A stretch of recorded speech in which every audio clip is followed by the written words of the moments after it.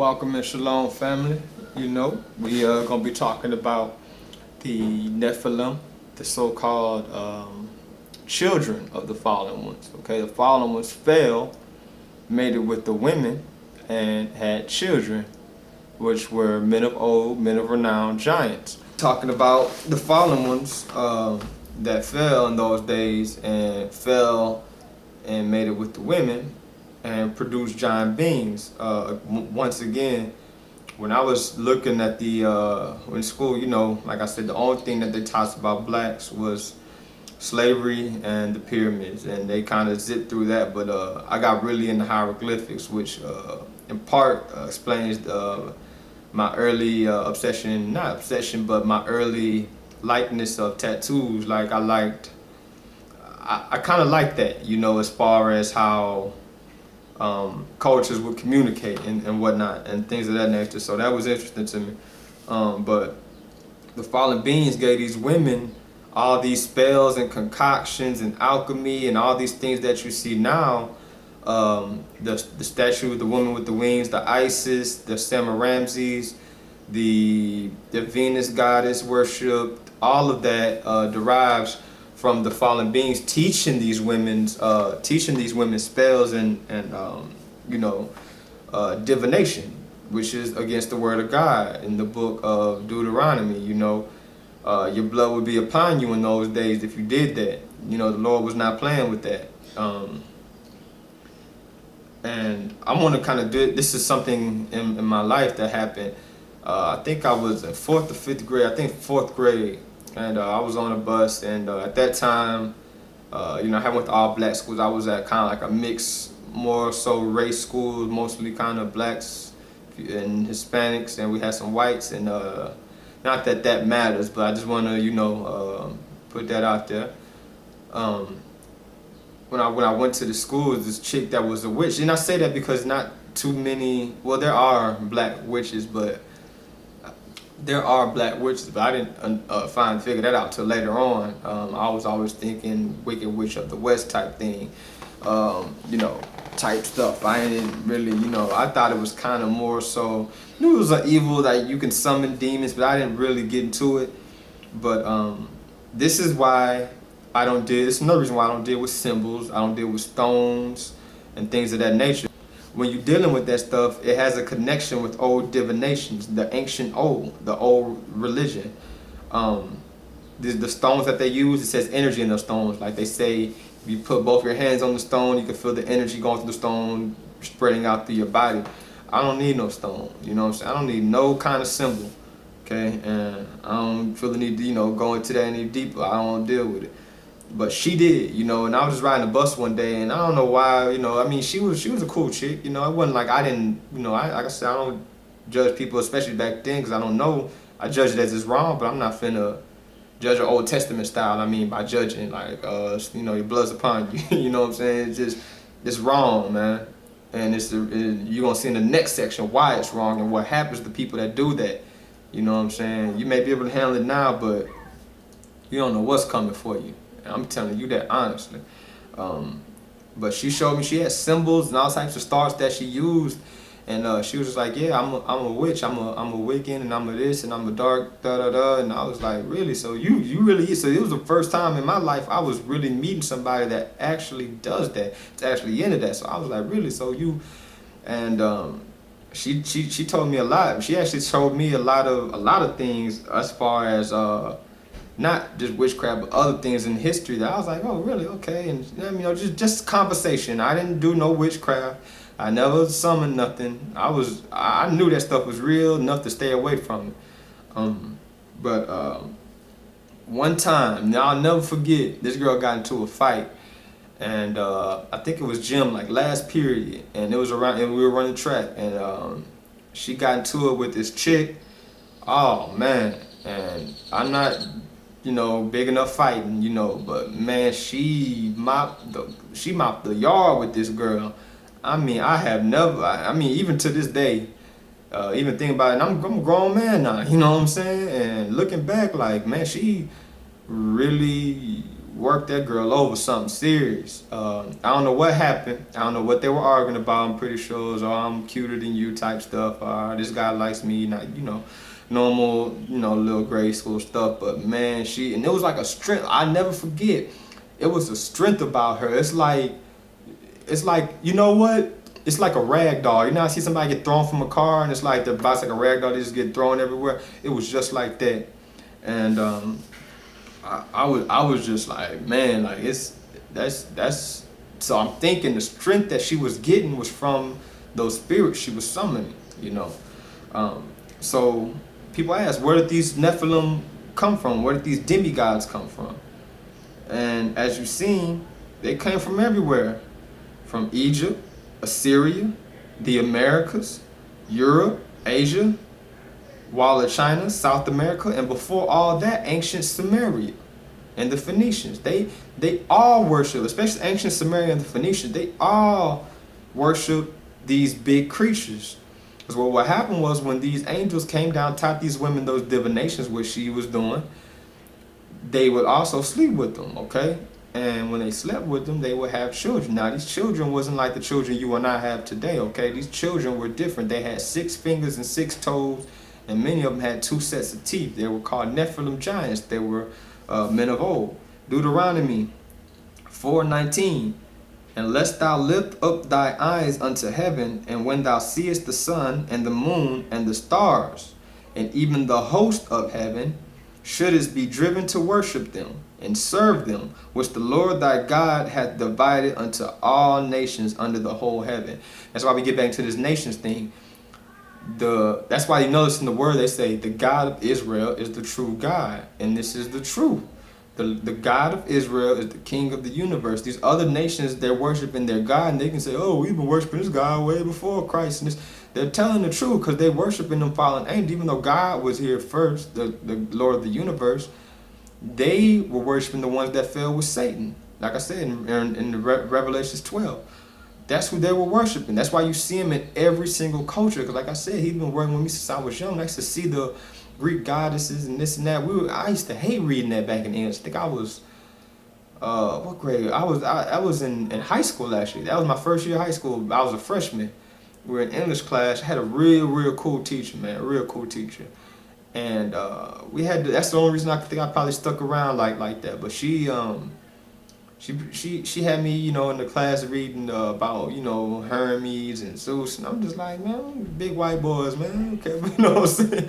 I'm just looking like, I don't really care about these things, but I'm like, why is it that, as I'm reading them though, as I'm reading about them and reading the information she gave me, I'm like, these people that's writing about them, they really believed in this. Of course, it's mythology, but the more I'm reading, and I'm like, these people really believe this. It doesn't seem like they looking at it as, I'm knowing what I know, and what I know everything comes from something. Nothing just comes out of the air. You know, I had some guy message me and ask me, are you saying you're right and everybody else is wrong? I'm saying the Lord is right, and I'm following the Lord. Now, if you question what's right and wrong, you need to answer that for yourself. You need to do your research. I even brought up the term about leprechauns, okay? Leprechauns actually comes from a demonic source, a demon.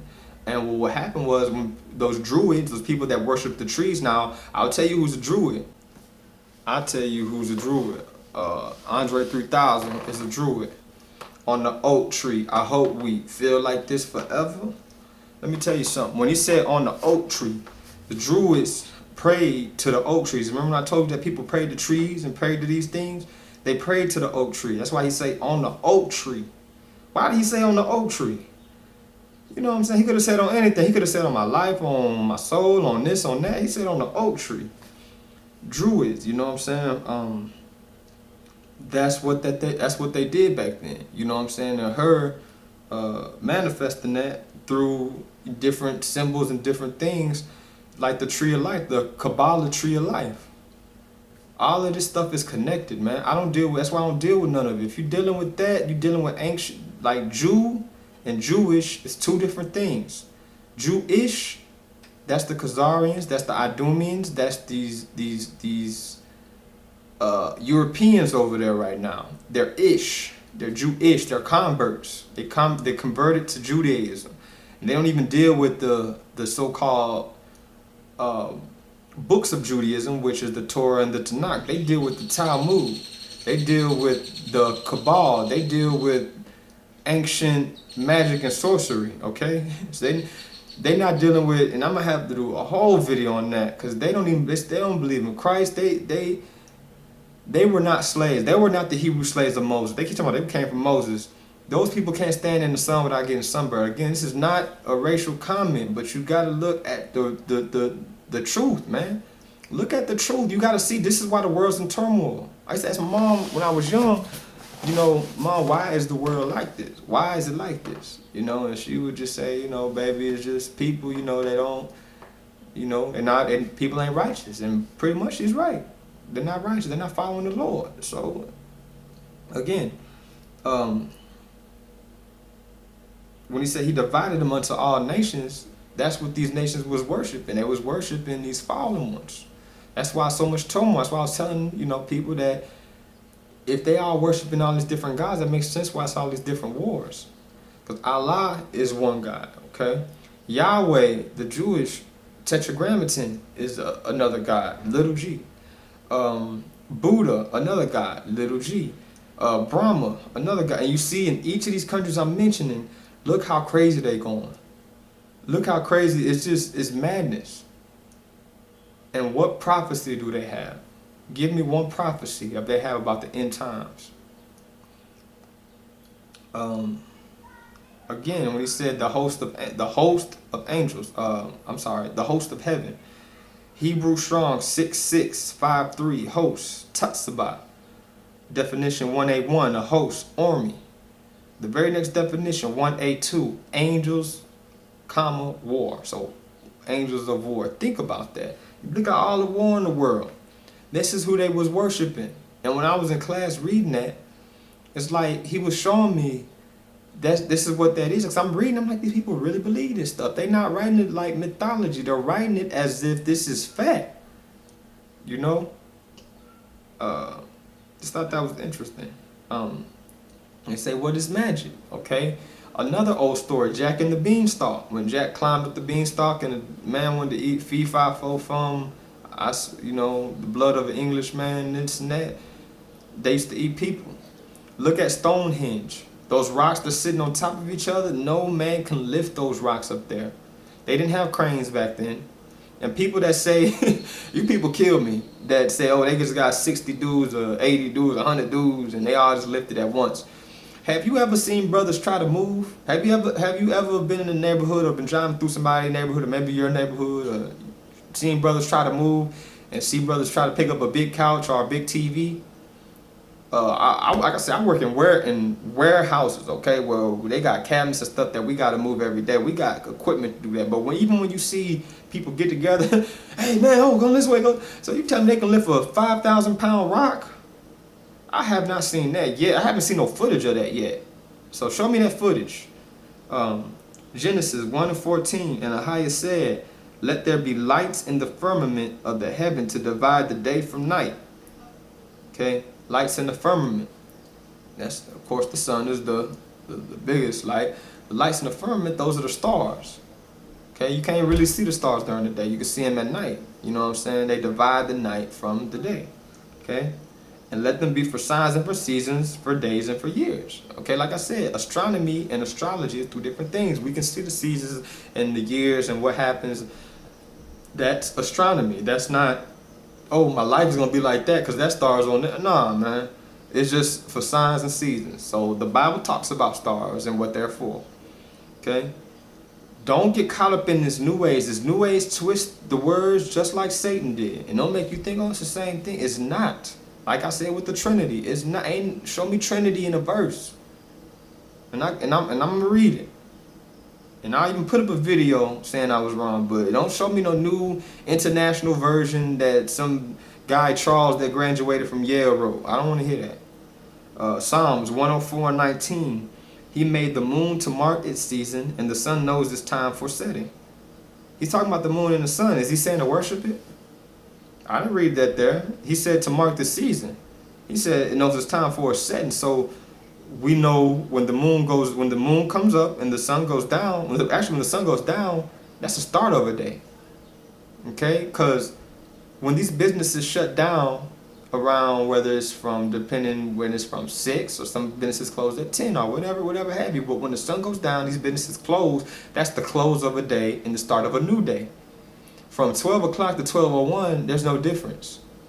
There's no difference from 12 o'clock. That's just the bewitching hour. That's nothing but where the witches do what they do because it's so dark at night.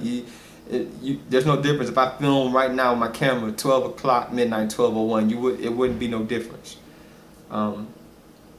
Enoch, Hebrews 11:5, Jude 1:14, and Genesis 5:22. If you want to read about Enoch, okay? Enoch was the seventh from Adam, okay?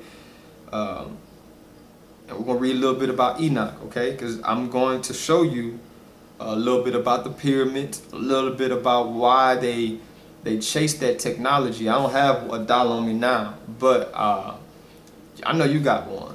Look at the back of your dollar bill and look on the left side and tell me about that pyramid, okay? Because when I was 8 years old, I'm riding the car with my mom. I think we was going to Blockbuster. Blockbuster was hot back then. When I asked her, I said, like I said, the Lord been putting this on me for a long time, but the past 6 or 7 years been real deep. And I asked her, I say, okay, this is America. Everything's so American, apple pie, cheeseburger, and baseball, and hot dogs, and the Statue of Liberty. I'm like, why is it that we have a pyramid on our dollar bill? Ain't that in Africa? Ain't that in Egypt? What does that have to do with us? Like, as much as they so much pro-American, I seen this at the age of 8. Why is it there? Book of Enoch, okay? It's one of the 14 books removed by the Catholic Church, okay? So these new versions of the Bible, where you wonder, why Genesis don't say this, why made in our image, what does that mean? You need to read the 14 books that was taken away, okay? If you don't read them, you're going to be lost. And it's the reason that they took them out, so you would be lost. That's why I say Christianity is going crazy. Look at the last video. Enoch chapter 7. And they took wives for themselves, and everyone chose for himself one each. And they began to go into them. Now this is talking about going to them sexually, okay? Go into them and were promiscuous with them, and they taught them charms and spells. Now didn't I just talk about the girl, charms and spells? This is where it all came from, okay? Now I'm going to show you a couple other things. And they showed them the cutting of roots and trees. Now you're wondering where all these drugs come from. Okay, we know God made the plants, we know this and that, but where did the so-called cocaine and meth and all these different things come from? All these different drugs that they coming out with. The cutting of roots and trees. That's where it came from. The fallen one showed us that. We didn't know nothing about that. We was using herbs to heal each other. If you notice, they do heal, used accordingly, okay? But they was using it to promote drug use, and that's why you see these guys that's doing these drugs, and especially wet. You know what I'm saying? There's plenty of clips out there. People say they was doing it and they just blacked out. They don't know what they was doing. They were seeing different dimensions, acid and mushrooms. This is why. You know what I'm saying? When the fallen angels that showed them that, then they could see part of their dimension. That's why I say they're not extraterrestrials. They're not from a land. They're from a different dimension. As far as the portals, they're coming in through those portals. They're dimensional beings. Okay. So demons too. This is fallen demons.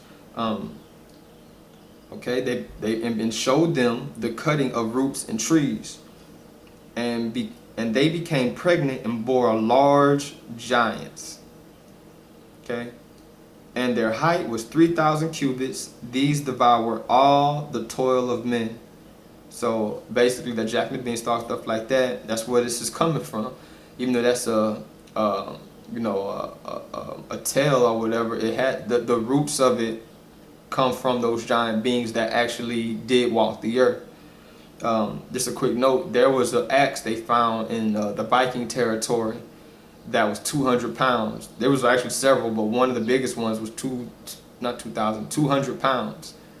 Who gonna swing an axe 200 pounds? Most boys can't bench 200 pounds, let alone swing and try to hit somebody. And if you swing and you miss, you pretty much done. You gonna swing it again, you gonna be tired. How you gonna fight? Where we at? Okay. These devour all the toil of men until they were unable to sustain them. And the giants turned against them in order to devour men. So this is where the cannibalism comes in at. You know what I'm saying? They was eating each other and whatnot. You got to see, this is why the Lord flooded the earth. This is the book of Enoch. This is pre-flood. This is the four corners of the earth. We're talking about Pangea, before any continents were continents. You know what I'm saying? This is when the earth was one continent. Okay, until men were unable to sustain them. And the giants turned against them in order to devour men. And they began to sin against birds, remember that, and against animals, and against reptiles, and against fish. And they devoured one another's flesh and drank the blood from it. Okay? Those dinosaurs, Tyrannosaurus rexes, and those you know, carnivores ones, it's said that they were created by those fallen beings. Now the brontosaurus and the plant eaters, those were of, you know, it says that in the book of Job, you know, it has a trunk, you know, that swayed like as big as the trunk of a willow. Okay, and that's what we're talking about, the brontosaurus. And also you'll see the footage coming up. Man walk with dinosaurs. And it's not just here, it's showing you in the book of Enoch, it's showing you, the scientists are going to show you this. Okay, the cave writers are going to show you this. Look up Dr. Kent Hovind. He has a lot of information, and there's a lot of information out there where they got cave paintings and cave writings and cave symbols and rocks where they drew dinosaurs and man together on the same rock. Now, are the cavemen and are the ancient men lying to you? I doubt it. The government's lying to you. You got to think, is it more likely than not? Chapter 8, and Azazel taught men to make swords and daggers and shields and breastplates. You know what I'm saying? So there go the swords, the daggers, the shields, all the weapons. And he showed them the things after these, the art of making them. Bracelets and ornaments. Okay? So that's where all that bracelets, ornaments, because you notice brothers die behind that stuff. Which we're going to get into also. You know, even today, you know, you see brothers walk around, you know what I'm saying, got a chain on, got a bracelet on. More likely to get robbed, right? With what? A weapon. So you see what they created. They gave you a part A and they gave you a part B. So you got both of them right there in your face. Okay, where we at? Oh, and this one for the ladies, okay? And I'm loving this. I'm gonna give a shout out to all the sisters out there, especially my wife, you know what I'm saying? I'm loving the natural, okay? I'm so glad it's coming back, okay? I'm looking at like pictures online, people, oh, she's so fine, talking about Nicki Minaj and Lil Kim, when they just got their whole face look like they about to go to the opera, okay? It's just caked on, like if you just poke their face, it'll just crack, you know what I'm saying? Because it's like, then they got on a blonde wig with straight blonde hair. When I see a sister like that, I just see somebody lost. And this is nothing against anybody that's wearing that right now. I'm about to bring it full circle, okay? Where it came from, all right? And the art of making up of the eyes and the beautifying of the eyelids. So that's the eyeshadow, the makeup, and you notice, and I see, I see a lot of older couples and a lot of younger couples, especially nowadays, thank the Lord in heaven, that these girls are going back to natural, and the guys are loving it. Let me tell you ladies something. Be confident in yourself. If you big, be the cutest big girl you can be. If you skinny, if you slim, be slim and cute. Be slim and fine. You don't have to sit up here and I just see girls running themselves ragged, listening to other women who are lost. Not even righteous women. Listen to lost women who telling them to go do this diet, go do this, wear this.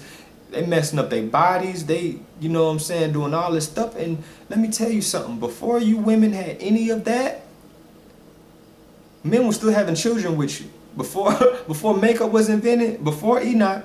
You see, Enoch was born, so he was born before, so obviously there was some romance going on between them. people, obviously there was some romance going on before all of this came to pass. You know what I'm saying?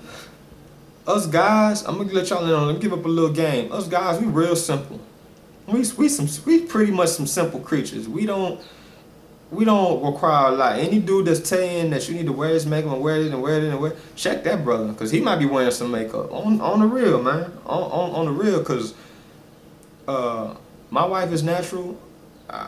I encourage it. You know, every now and then, you know, you put on some makeup. That's fine. I'm not saying throw out all your makeup. I'm not saying throw off all your Revlon. I'm not saying any of that. But I done seen plenty sisters that cake their face up years and years, and they just clogging up their pores, and they get older, they got these bumps, and it's just bad. You know, you don't have to do all that. Men is gonna love you regardless, believe it or not, because that's just the way the Lord made us, made man and woman. Okay, that's how we create. Ain't no other way. Okay, the beautifying of eyelids, and the most precious stones, and all kinds of colored dyes. And I like this verse right here, and the world was changed. So when they showed us that, I mean, when I say us, I'm saying that fallen angels showed people on earthlings, you know, human beings, these technologies, these things, it changed the whole earth. Because now, a sister that was natural feel like she got to compete with the sister that's got these wigs on and got these precious stones, and you know what I'm saying, she got the eyelids and she's flashing the eyes at men. Now she feels as though she has to do that in order to sustain herself in society. And that's what I brought up an issue that kind of made me fall into doing these, is about hair. If my hair, you know, short now, but let's say I just wanted to grow my hair, I just grow long, have a fro like I did back in, you know, my high school days. I couldn't go on certain interviews and expect to get the job. Why is that? My hair is naturally like that. It's not like I'm making my hair be a fro. When it grows out, it makes a fro. As long as I keep it neat, you're right, I should be able to go get a job. But why is it they look down on our hair? But, and this is, like I said, not a racist thing, but this is just something for y'all to think about, because that's how they divide us by our nations, okay? Why is it that a French girl and a Spanish girl, or a Spanish dude, a French dude, we can all be going to the same interview, they can grow their hair out as long as they want, keep it neat. I can grow my afro out and keep it neat, but I'm going to be looked at as a thug. Did you know that Michael Jackson and the Jackson 5, they called them thugs because they had them afros? Yeah, they called them thugs. They called Martin Luther King a thug too, and he had a cut. You got to think about that. Is it really our hair that's making us a thug? Like, come on. You know what I'm saying? But that's how I feel about the sisters with them blonde wigs. Why? Who are you trying to fit in with? Okay, yes, there's people, I've seen tribes in Africa where the ladies have blonde hair naturally. It don't look like them wigs y'all wearing. It's still kinky. You know, even Christ, like I said, read the book Revelation 1:14. His hair is like wool. That's us, man. Why we keep running away from that? I had to imagine, you know, talked about my beard, you know, okay, that's your opinion. When they tell me to cut it, I'm not going to cut it. You know what I'm saying? Square business. I'm a man. You know what I'm saying? I grew this for the Lord. You know, and I don't feel no need to cut it. And the world was changed, man. The world was changed. So now you got brothers walking around in jewelry, you got brothers with swords. It's like, man, they started a war, man. They started a war, which is still going on to this day. And there was great impiety and much fornication. And they went astray.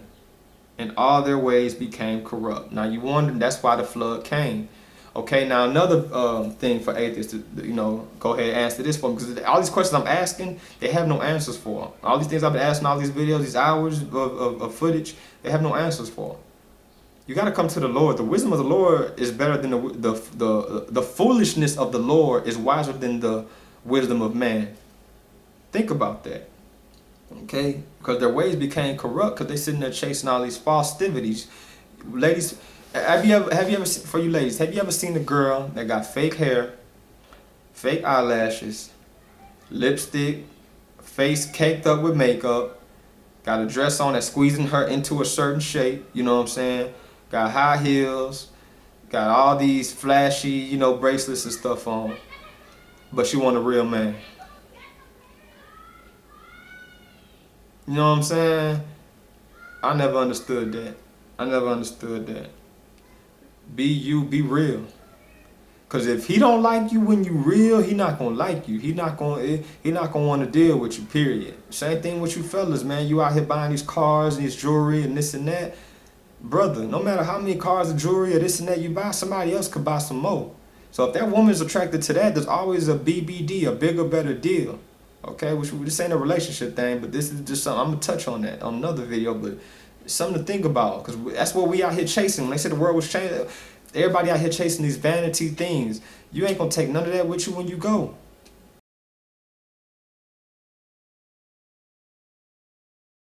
I'm not trying to come up with anybody's marriage. I'm saying if your woman don't love you without that chain, I don't need to be your woman. That man don't love you when you're not wearing makeup, that probably don't need to be your man, because there's going to be problems down the line. I guarantee you, I done seen it. Brothers going off on girls on Facebook. I seen it. Brothers going off on girls, especially our sisters, our black Israelite sisters. Going off on y'all for going natural. And y'all thumbsing it up and people laughing. I don't see that. It's just, that's why I don't even be on there a lot of the times, because I get disdained with my people so much with this foolishness. You know what I'm saying? Craziness. And Mazarak taught all those who cast spells and cut roots. Okay, we talked about the spells and the roots. And Armoros, the release of spells. So people say, oh, if you're going through that, you feel like somebody threw a hex on you, here's a spell to get it off of you. So like I said, they give you, just like the FDA, they'll say, hey, we got this killer drug that's going to knock out all your allergies. Yeah, it's a killer drug, all right, because it's going to kill you. You know, it'll be Myrtophacan. Oh, go take Myrtophacan. You won't have to worry about sneezing, runny noses, itchy throat, watery eyes. But it may cause liver failure or, you know, heart, high cholesterol, heart problems. So you take one, you get another. Then you had the heart problems, you gotta go get surgery. So they gave you the medication to give you heart problems, then they offered you surgery. They're getting paid front and back. You know what I'm saying? It's crazy, man. It's still going on today. And Baraquel, astrology, which is, like I said, a star a million miles away. What they got to do with me and you? Kokabiel, portions, and Tamil taught astrology, and Azradel, the path of the moon. You got these people talking about these blood moons. They just looking at the moon, looking at the moon. Look at your Bible like that. Okay, yeah, you know, it says signs of the times and this and that, but how do you discern the times? Are you reading that word? Are you reading Revelations? Do you know what Christ's gonna look like when he come back? Some of y'all is, like I said, some of y'all is expecting Caesar Borgia to come.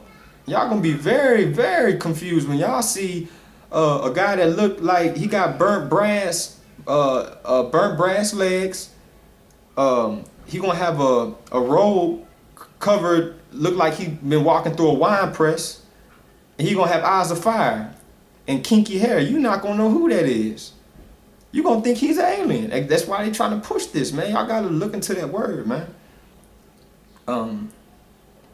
Where am I? Okay. And the destruction of men, they cried out, and their voices reached heaven. So as man is seeing this going on, they just crying out, Lord, Lord, what's going on? Chapter 10.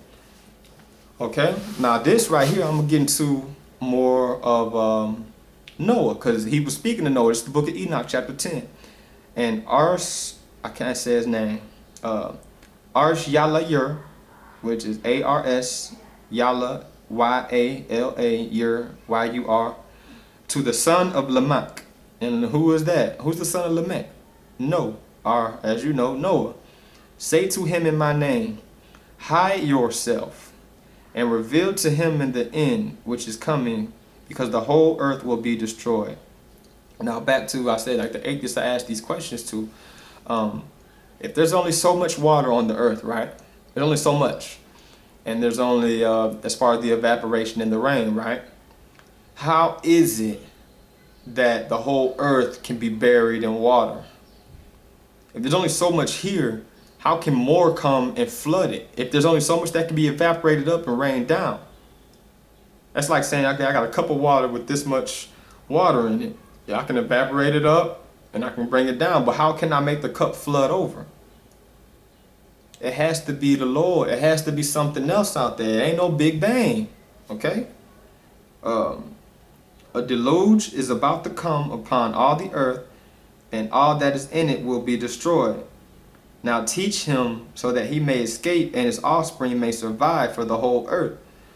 Like I said, there's books and articles all over the place about how they, like I said, one of them, they found a stone in China that dated back to the days of, actually they wrote on it. It's like, I think 3000 BC or something. It's pretty far back there. I can't remember exactly, but it was a stone they found and they matched it up, and it matched Genesis chapter 1 through 8 on the stone. It was like a large stone, maybe about 3 or 4 feet high, black stone they found in China.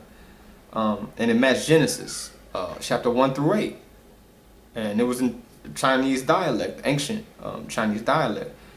I hear people talking about, you know, how did, you know, kangaroos get here, or how did this get here? Okay, if you're gonna just sit there and look at, oh, there's no pandas in America, so the Bible's a lie. You're gonna base all that prophecy, all the things that Christ did, all the things the prophet said off of an animal? Come on, man. Let me explain something to you. This is a scientist gonna back me up on this. When the earth split, it didn't go from 4 corners to it rained 7 continents. It didn't go like that. It was a gradual process. As these animals came out the ark and were mating and forming these different species and going different places, pandas ended up in this area.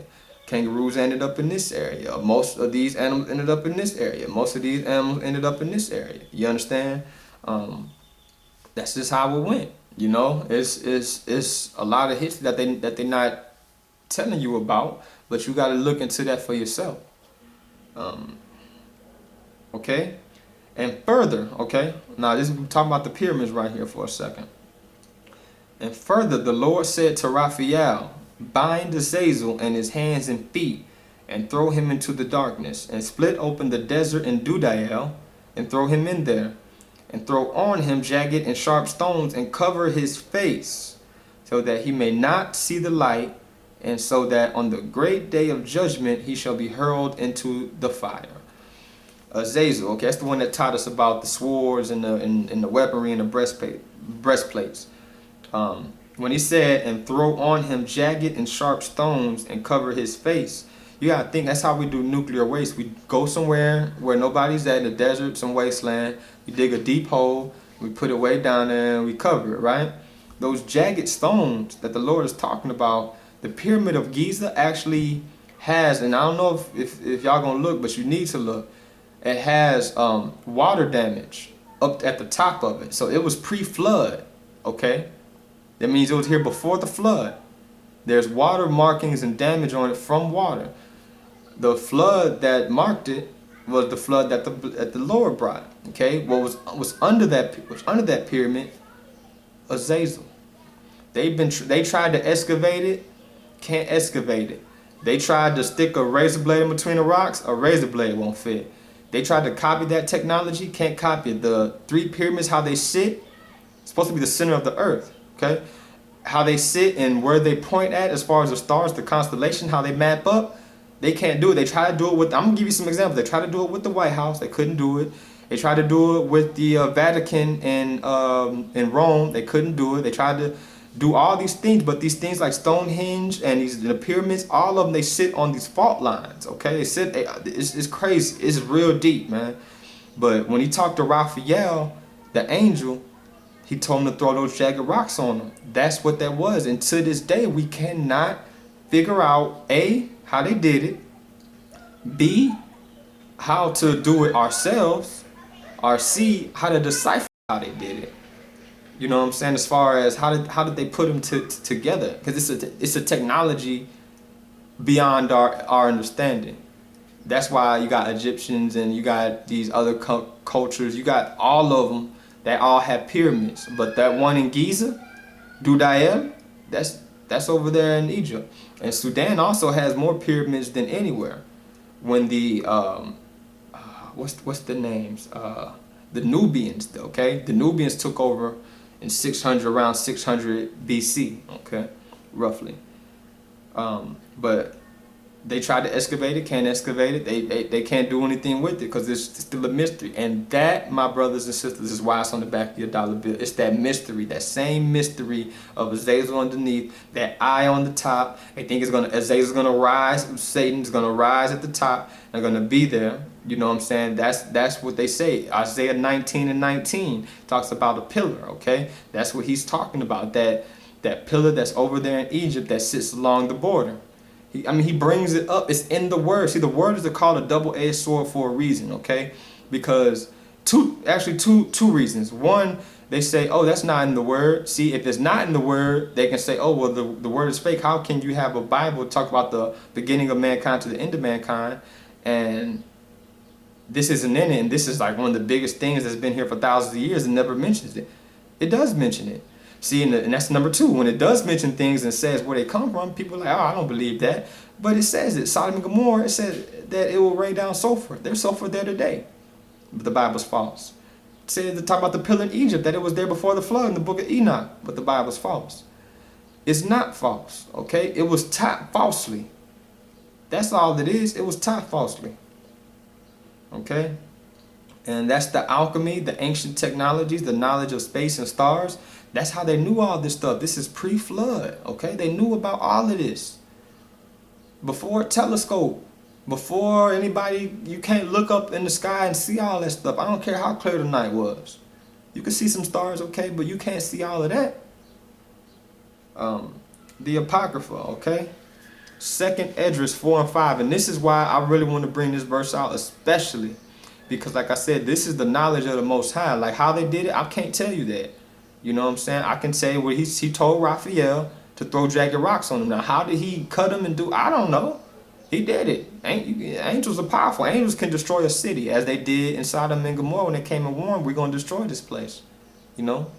So, which, you know, of course, the Lord had the power to do all of that.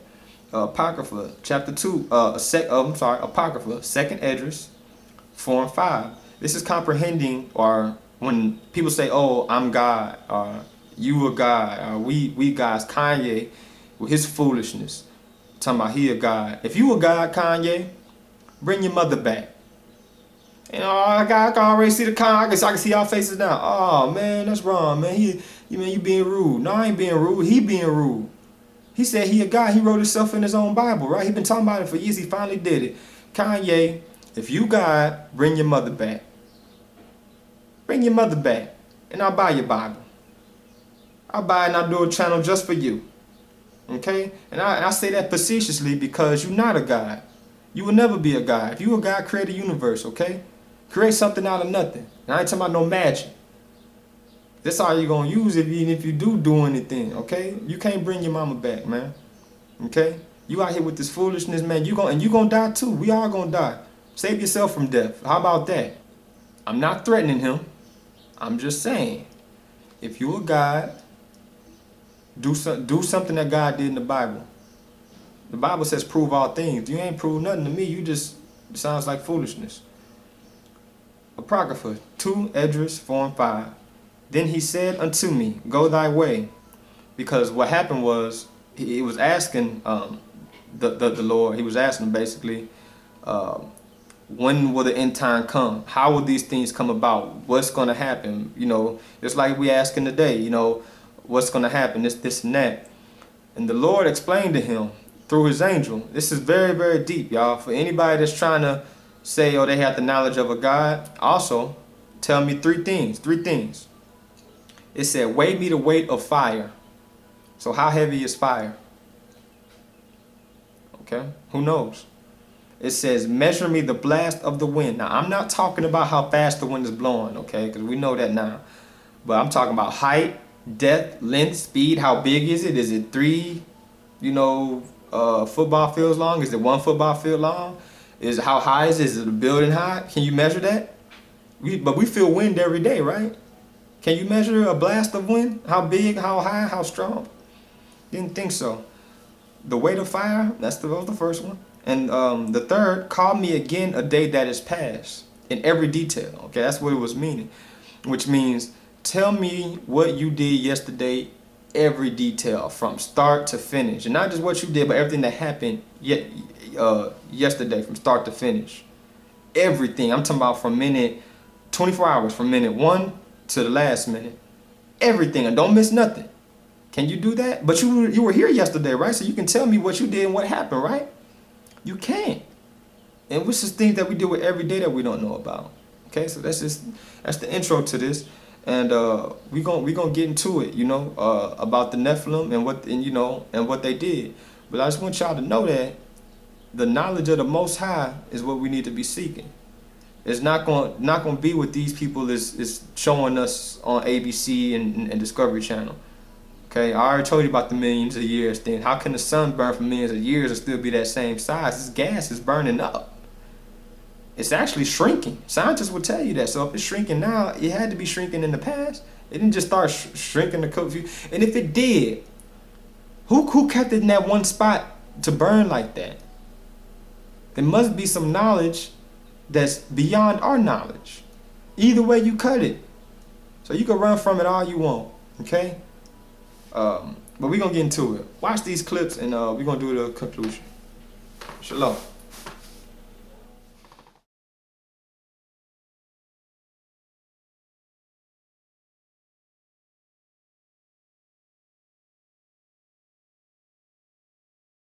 So I started to investigate just the North American accounts of the giant skeletons that were found in the Ohio and Pennsylvania Valley. And I'm talking everything from 10 to 12 foot tall guys found in copper armor. And the more I investigated, I found out it was a worldwide situation where we're talking some really big skeletons, all the way up to 36 feet tall. If we only had basketball then, huh? Well, I can tell you this, when some of these guys, some of the British giants, for instance, one guy specifically, listen to this, a guy by the name of William Joyce in the late 1800s, he could lift a ton dead weight, in other words, 2,000 pounds.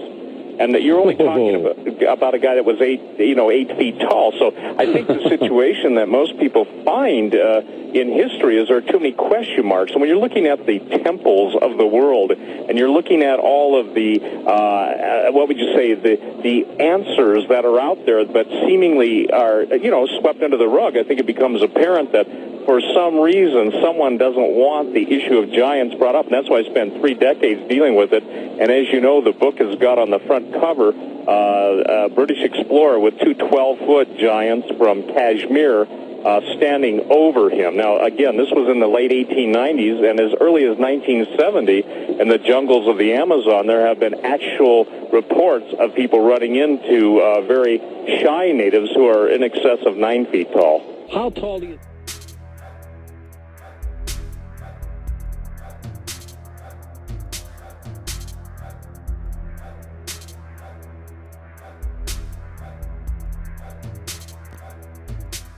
They claim he's right at 6 feet. When I got that from a group of people in London that have the only photos of these guys around. Also in the book, I have a picture of a 12'2" Irish mummy, and it's fascinating because later in the show we can get into the mummy issue. But the point that's fascinating is if you take guys that are all the way up to 36 feet tall, 20 feet tall. The Emperor of China had 2 15-foot guards. Charlemagne himself was surrounded by rather large individuals. We have a Roman emperor named Maximinius who was a giant himself. His wife's bracelet, George, would fit around his thumb.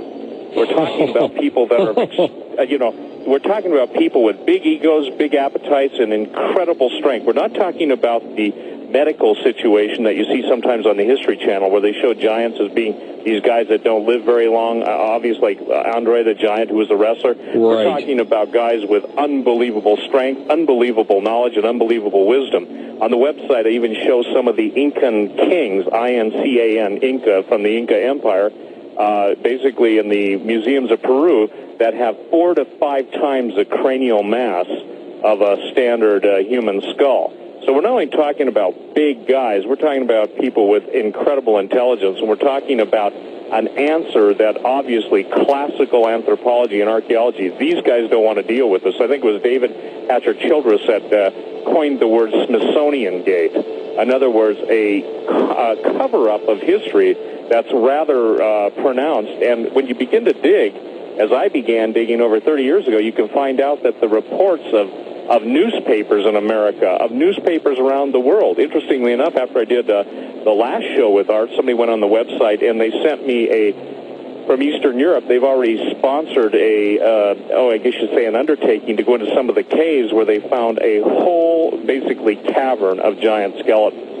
And in the New Ancient American, which is a magazine that's put out in America, they found the most contemporary find. It's someplace in desert Southwest, and it actually shows the pictures of the giants, shows the cave, etc. So basically, interestingly enough, too, is that when you look at this, you see that there is a very, very, how should I say, skittish archaeological base out there that doesn't even want to deal with this. Well, do you think, Stephen, that these giants were regular offsprings of people, or that they popped up in a very unusual way, depending on the percent of population at the time? Well, first of all, I believe that the reason I use Genesis 6, let me read this and I'll comment. All right. Genesis 6, 1, 2, and 6 are kind of interesting because it gets into the whole alien, the whole Nephilim, the whole Zechariah, Sitchin, Anunnaki. But let me read it. It says this: "And it came to pass when men began to multiply on the face of the earth, and daughters were born unto them, that the sons of God saw that the daughters of men, that they were fair, and they took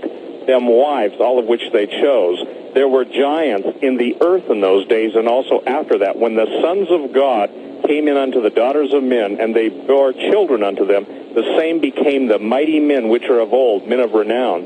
Now, there are two opposing viewpoints on this.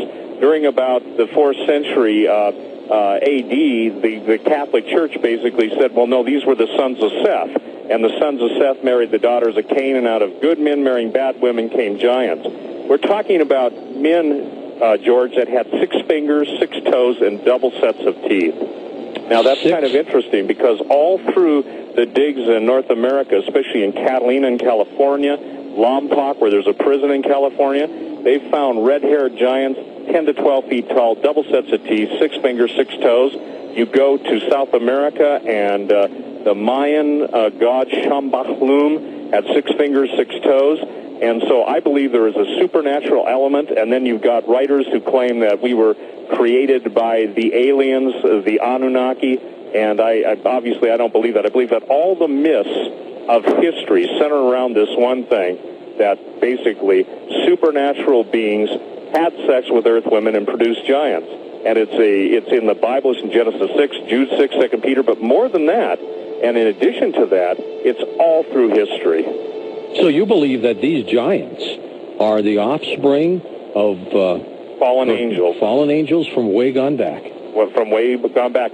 And it gets into the interesting thing. You know, if we go into, let's say, Greek mythology, we've got satyrs, and satyrs was a goat-like body, a human torso, and ram's horns. Yes. We've got centaurs, head and torso of a man, lower half of a horse. Cyclops, giants with one eye in the center of the forehead. And by the way, 2 months ago in Indonesia, there were actual cyclopean skulls found, one eye, giant, and immediately the standard, if you will, anthropological community came out and said, oh, these are just basically calcified remains of a normal skull. We've got tritons, mermaids, minotaurs, chimeras or chimeras, and it's interesting because there's actually a patent now with the U.S.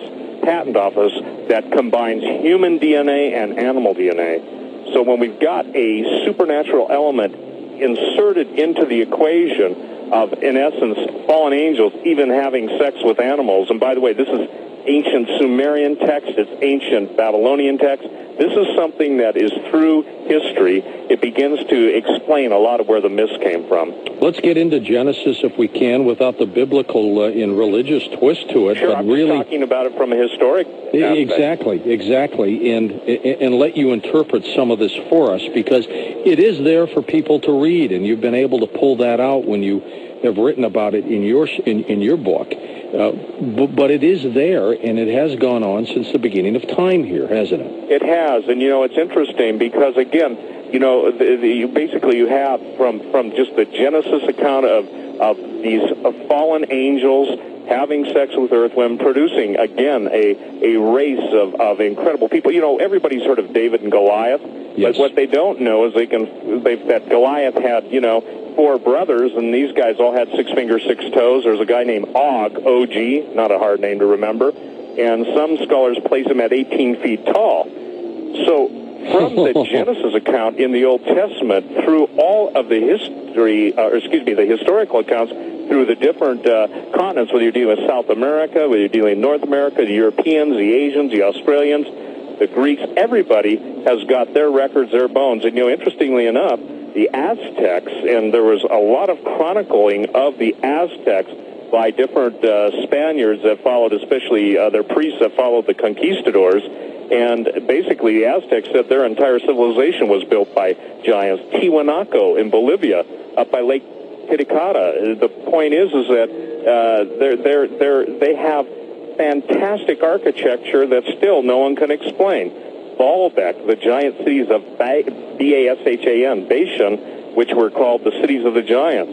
So I'm talking about a time period when there were some really big guys. And see, in classic anthropology and classic archaeology, this stuff is basically taboo. They won't deal with it. And it's fascinating because when you go even to 1905 in the Phoenix Gazette, there are actual full front page stories about a gentleman from the Smithsonian named Kincaid who actually found caverns with giant statuary from Egypt, etc. And when people have tried to investigate, David Hatchett, Childress, and others, it's fascinating. They hit a dead wall. It's fascinating. They hit a dead wall. It's fascinating. They hit a dead wall.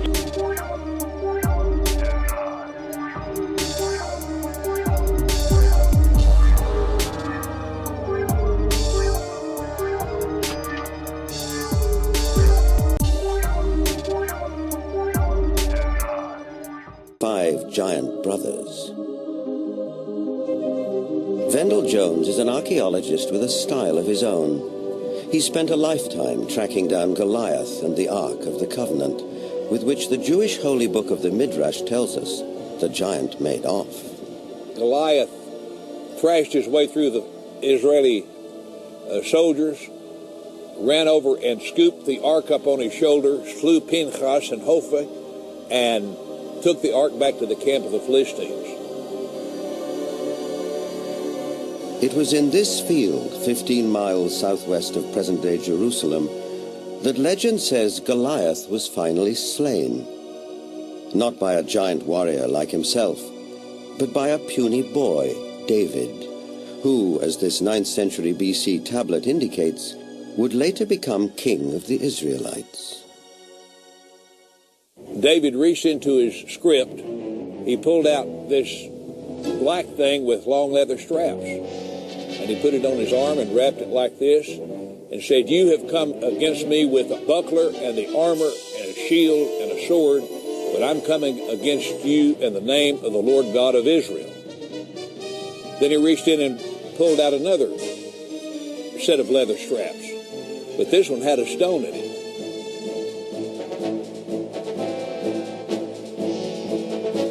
And like this, the shepherd boy cracked Goliath, stunned him. He didn't kill him. Goliath fell on his hands and knees. David ran over and took the sword of Goliath, this enormous sword that had killed Hophni and Pinchas. And with Goliath's sword, he decapitated him. Just 2 miles from where the famous fight took place stands an 80-foot overgrown mound. This is believed to be Goliath's final resting place, though no one knows for sure because it's never been excavated.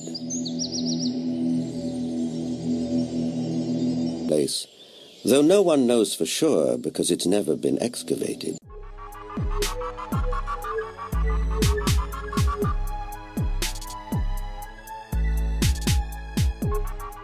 Were what would be called in the Hebrew Nephilim, offspring of an intermarriage between a god and a woman. And so now these legends we obviously see in the Sumer culture, in Assyria, in Egypt. I'll show you a few things. In the Incas, the Mayan, the Epic of Gilgamesh, in the Persian mythology, and certainly in the Greek mythology, which most of us as products of Western civilization are familiar with. also in India, Bolivia, South Sea Islands. Every one of these cultures, and the American Indians, every one of these cultures have legends of the star people. These people that came, these gods or demigods, whatever, came and cohabited with women and produced hybrids. The latter days, in part, will be distinguishable because of the rise of powers that have been suppressed or repressed over the years, but in the latter days those powers will emerge once again. And one of our favorite verses has to do with some of the words of Jesus in Matthew 24, starting in verse 36, "But of that day and hour knoweth no man, no, not the angels of heaven, but my Father only. But as the days of Noah were, so shall also the coming of the Son of Man be." And what he's saying here is the days of Noah will be sort of transplanted into the latter-day era. And you and I both believe we're seeing that right now. Absolutely. One of the, in my opinion, we're looking at the return of the Nephilim. It's a different incursion than what happened thousands and thousands of years ago. I call it the coming great deception. And what we're going to see is, or what we are seeing, is this manifestation of orbs and craft and other phenomena, other anomalies. Meanwhile, shows like the History Channel's Ancient Aliens program is promulgating what I call the coming great deception.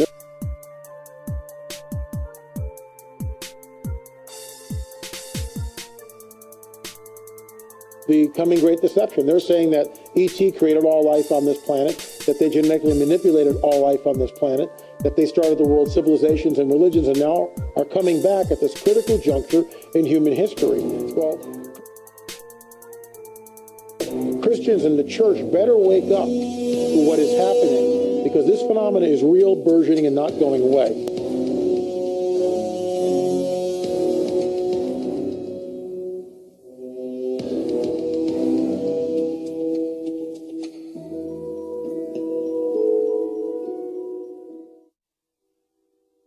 The Book of Enoch is one of many ancient texts which depict the Nephilim and their deeds.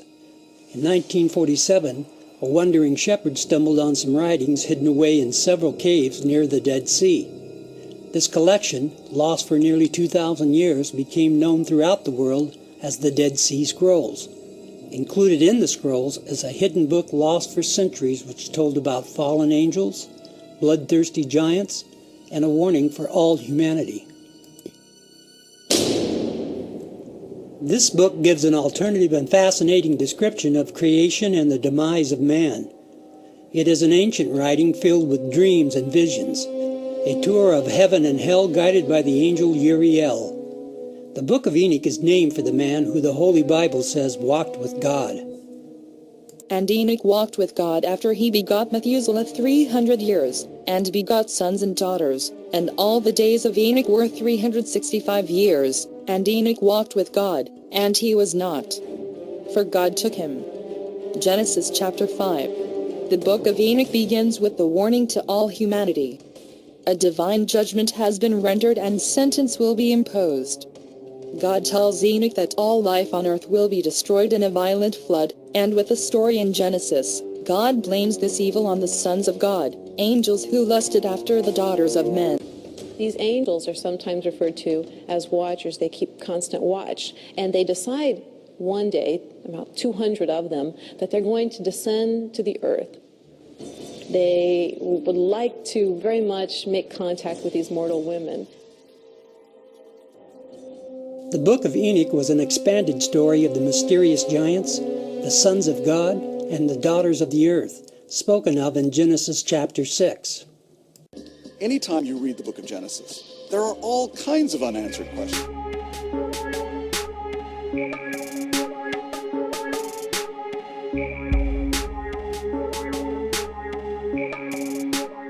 Unanswered questions. Suddenly, there is this quick few verses at the beginning of the flood story about giants in the land that come from the sons of God mixing with the daughters of the earth. And you stop and think, wait a minute, what's this all about?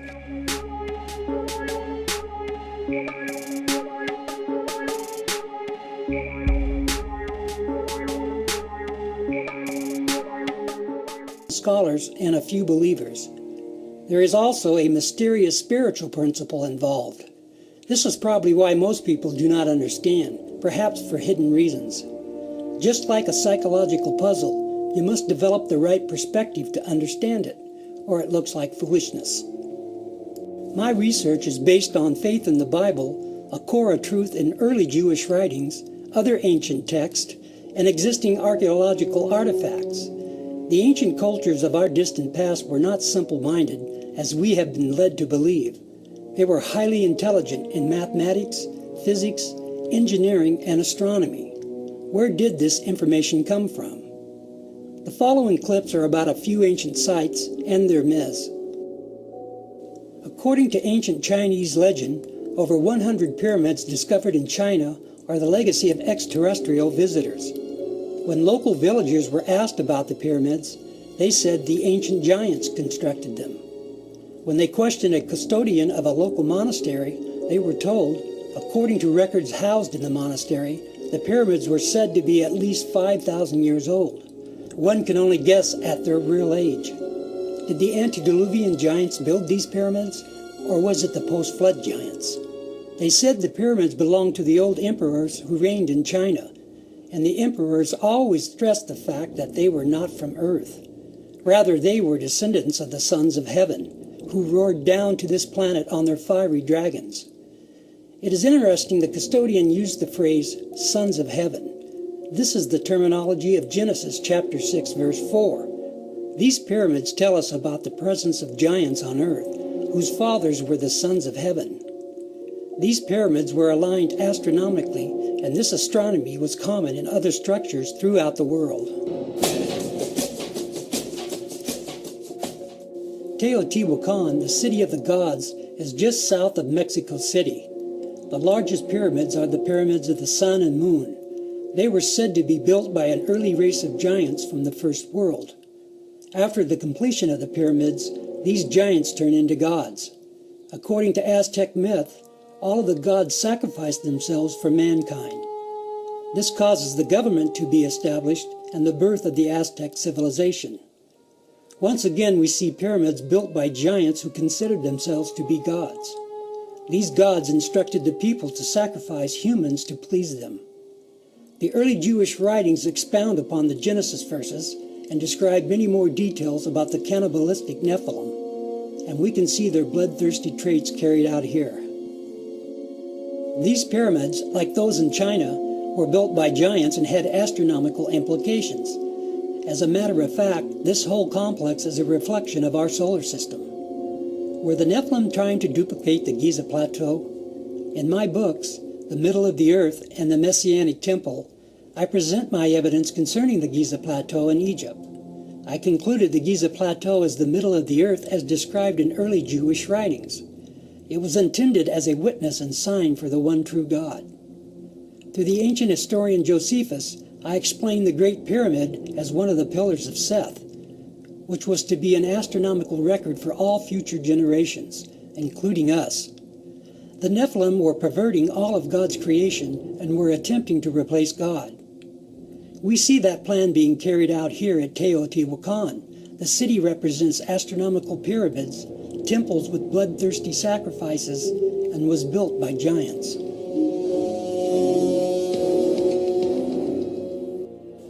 In Mayan mythology, a group of 4 protective deities, the sons of Itzamna and Ixchel, are giants who uphold the sky at its cardinal points. Just like Teotihuacan, these giants built the original pyramids as astronomical observatories. It is well known today the calendar of the Mayans is more accurate than our own. They understood the concepts of pi and zero. It is even thought they had a representation of a black hole, called the Dark Rift. Their understanding and knowledge reflected that of the Nephilim. The Nephilim were part angel and had a knowledge far superior than man's.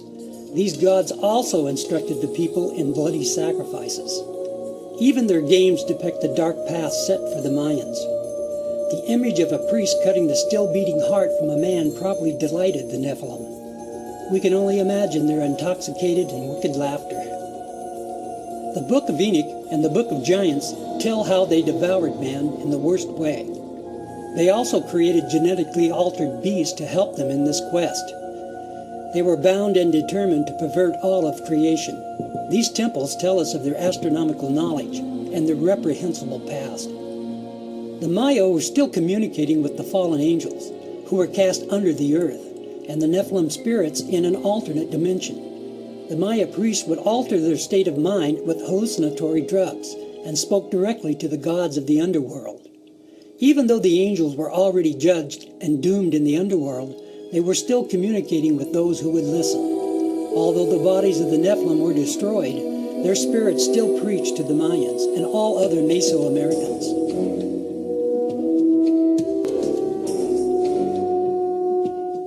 Their state of mind with hallucinatory drugs and spoke directly to the gods of the underworld.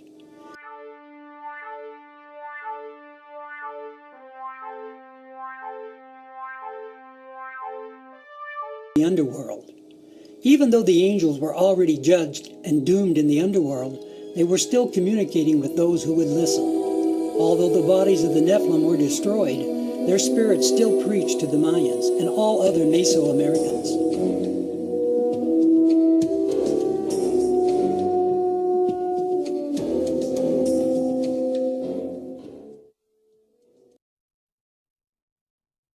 Many researchers believe the ruins of Tiwanaku, situated only 12 miles south of Lake Titicaca, is the oldest city ever discovered on Earth.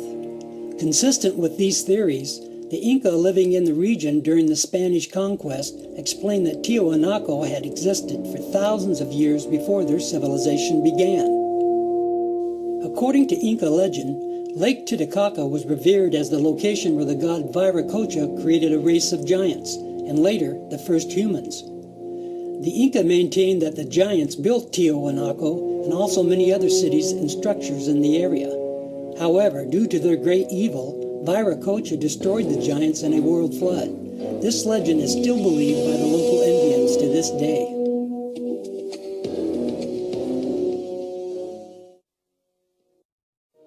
The facing stones of this site are perfectly set with no mortar. We took a needle, and that needle we tried to insert at every point along the joint, and the needle couldn't be inserted. A perfect cut. Now the ancients constructed the site with astronomical alignments in mind. As the sun rises each day, it moves along the horizon and arises in a different spot. To measure this movement, they built the temple itself as a giant clock to tell them how the progression of the sun was proceeding. And we can use those same astronomical alignments to date the site. The antiquity and the technological sophistication of Tiwanaku should make each and every one of us fully question the origins of civilization.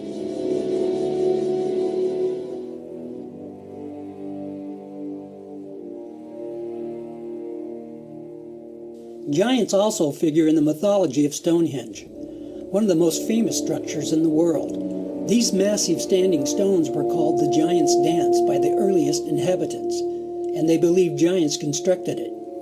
Stonehenge is an astronomical observatory, mapping the solstices and the equinoxes. It is also believed to be a place of sacrifice. Who actually built Stonehenge and how they did it are enduring mysteries. Do these legends contain a core of truth? Was it built by giants? The spiral-shaped Gilgal-Rephaim is located 20 miles from the Sea of Galilee. Constructed of an estimated 40,000 tons of loose rock, it is remarkably reminiscent of Stonehenge. Both of these megalithic structures are considered astronomical observatories, and both were said to have been built by giants. However, in Gilgal-Rephaim, there is biblical evidence. Israeli archaeologist Daniel Herman is investigating a newly opened grave. This is a tomb of someone, obviously a very powerful man. Look at the size of the stone slabs used. This must have taken an enormous amount of time and effort to construct.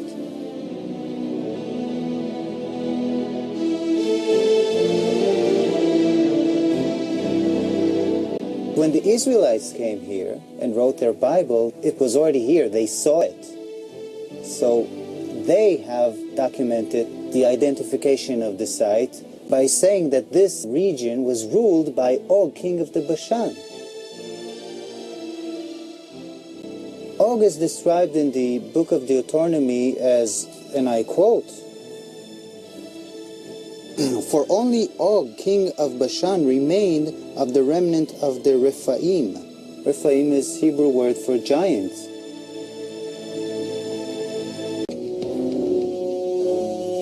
The atmospheric conditions before the flood were much different than they are today. The pre-flood conditions allowed for gigantic growth. We know that God put many restrictions on earth after the flood. What we now call the laws of physics were not as conforming. The Bible tells us he restricted man even more after the Tower of Babel episode. The giants and dinosaurs could not exist in our atmospheric conditions as they did in the antediluvian age. I believe God altered the atmosphere for the purpose of these future restrictions. Optimal genetic expression means the best that the organism has within the DNA is expressed because of favorable atmospheric conditions. Under these described conditions, plants and animals would live longer, be much larger, and that's precisely what we find in the geologic column in the fossil record. Plants were much larger. All living systems were larger. We have animals that today have an 8 or 9 foot stature with a 16 to 20 foot stature. We have insects such as the dragonfly. Today, the dragonfly has perhaps a 4-inch wingspan. In the fossil record, his counterpart, Meganeuropsis, had up to a 5-foot wingspan. Everything was larger in the past. I'm of the opinion that under better atmospheric conditions, people were living not only longer, but they were taller, much taller. Giants and dinosaurs could not exist today as they did in the past because the atmospheric conditions simply will not permit it. We had a greater ozone layer at the time prior to the flood. At the time of the flood, it was diminished to about 1/7 of what it was at that time, and therefore, life on this earth as we know it no longer has the same life expectancy as it did at the time of the flood. Being interested in Earth's original conditions, after 35 years of research on those parameters, I've attempted to reconstruct that context. And in so doing, I've had our engineers build a biosphere that doubles the atmospheric pressure, that increases the electromagnetic energy, that increases the ratio of oxygen, but not to the level of toxicity, that eliminates ultraviolet radiation, etc. And the experiments that we've run have been very gratifying.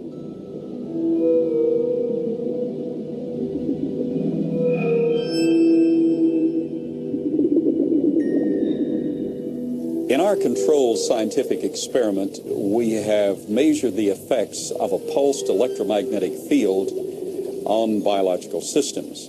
We have these Pacu piranha fish that normally at 3.5 years of age are about this size under optimal conditions. Yet we have them now in excess of 20 inches, weighing just under 5 pounds each. Under these controlled conditions, we have succeeded in producing giantism at an accelerated rate. Genesis tells us that even after the flood there were giants in those days. Somehow some giants, at least one, maybe more, survived the flood and again populated the earth in small numbers. Chapter 10 of the Book of Jubilees suggested 10% of the giants were permitted to reign on earth after the flood. With the altered atmospheric conditions, their growth was restricted. In Numbers chapter 13, verse 33, we are told that the Anakites were the descendants of the Nephilim. In the book of Joshua chapter 10, verse 4, we are told that Og was also the remnant of the giants.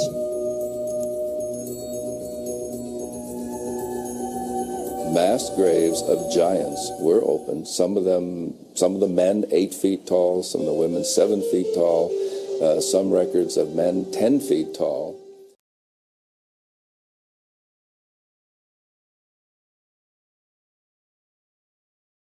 30 years ago, transplant surgeon Jay Vacanti and chemical engineer Robert Langer realized that to build an organ, cells also need a framework, a scaffold to guide their growth.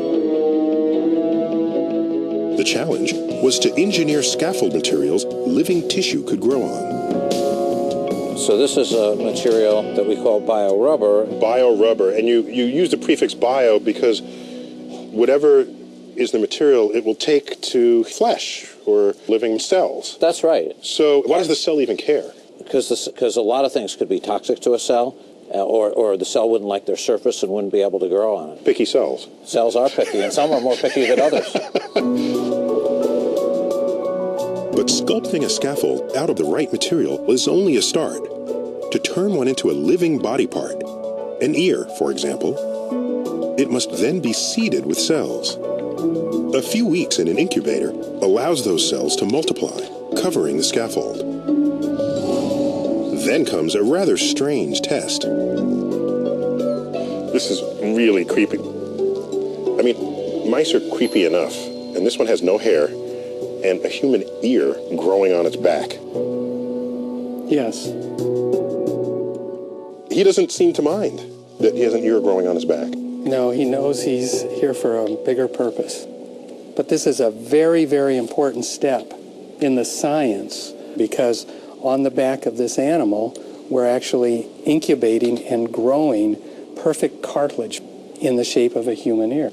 And it's completely connected to the blood vessels, so that it's just like a native ear in a normal circumstance. In the head of a person. That's correct. So when this finally gets implanted in a human, you don't expect rejection, as is so common with new body parts. Exactly, because we're going to start with the patient's own cells.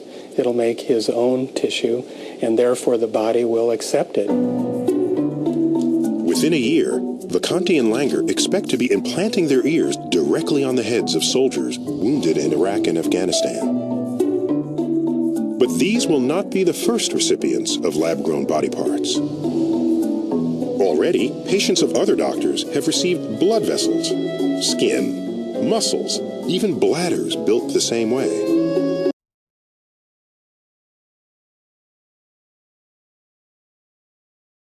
Childress. A number of mounds in the Midwest in America were excavated starting around 1850. And in many cases, they would find skeletons of people who were in excess of 7 feet tall. And in many cases, they had double rows of teeth, as well as, in some cases, 6 fingers on each hand and 6 toes on each foot. The one are all that survive of these mysterious giants. Winner of the Newsmaker of the Year award, journalist Jim Mars has a special interest in speculative science. Archaeology at that time was in a heyday. There was everybody that had a shovel was out trying to find something. But what's interesting is that the finding of these giant mummified bodies and giant fossils and bones, really you can't pin to any particular location. They were finding them in Greece, they were finding them in Italy, they were finding them in the Middle East, they were finding them in America.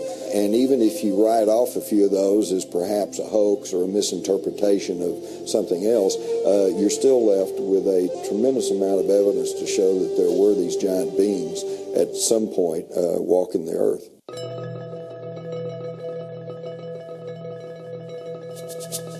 In 1912, ranchers started coming to this isolated cave near Lovelock, Nevada, to dig out bat guano for fertilizer. Inside, a surprise was waiting for them. They began excavating the 10 to 15 feet of guano that was here in this cave. They started discovering some unusual artifacts. They found duck decoys and baskets, other things for hunting and fishing in the nearby lake that's now drying up. But then they made some very unusual discoveries. And those were of red-haired giants that were mummified.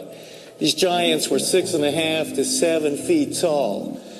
In many cases, they were mummified, wrapped up like Egyptian mummies, and they had long red hair going down to their shoulders. The ranchers couldn't explain it. It was the strangest thing they'd ever seen. But the Paiute Indians who lived around here knew all about it. In fact, back in 1883, Sarah Winnemucca, a Paiute Indian princess, had written a book called Life Among the Paiutes. In that book, she talked all about the giant, red-haired people who used to live around this lake and live in this cave. She claimed they were cannibals. That tribe would eat the dead. They would make war on my people. My people went to work and gathered wood to fill up the mouth of the cave. At last my people set it on fire and called out to them, "Give up or you will die." But no answer came. In the distant past, several great civilizations sprang up here. One of them, Babylon, was legendary for its wealth and splendor.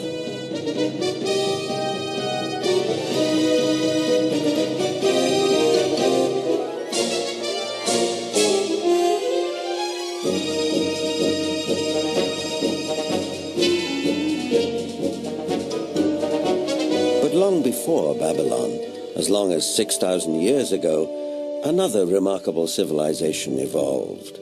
Its people were the Sumerians, who had an extraordinarily advanced culture. Their list of first just almost sounds like a whole list of our whole society. They had the first bicameral Congress, they had the first writing, they had the first school systems, and you just go on and on and on. So you have to ask, well, where did all this come from? And I think that you need to turn to the ancient Sumerians themselves and listen very carefully to what they have to say, because what they have to say, not just in one place, but over and over and over again, is that they were taught civilization by these beings that came from the heavens to the earth. They call them the Anunnaki.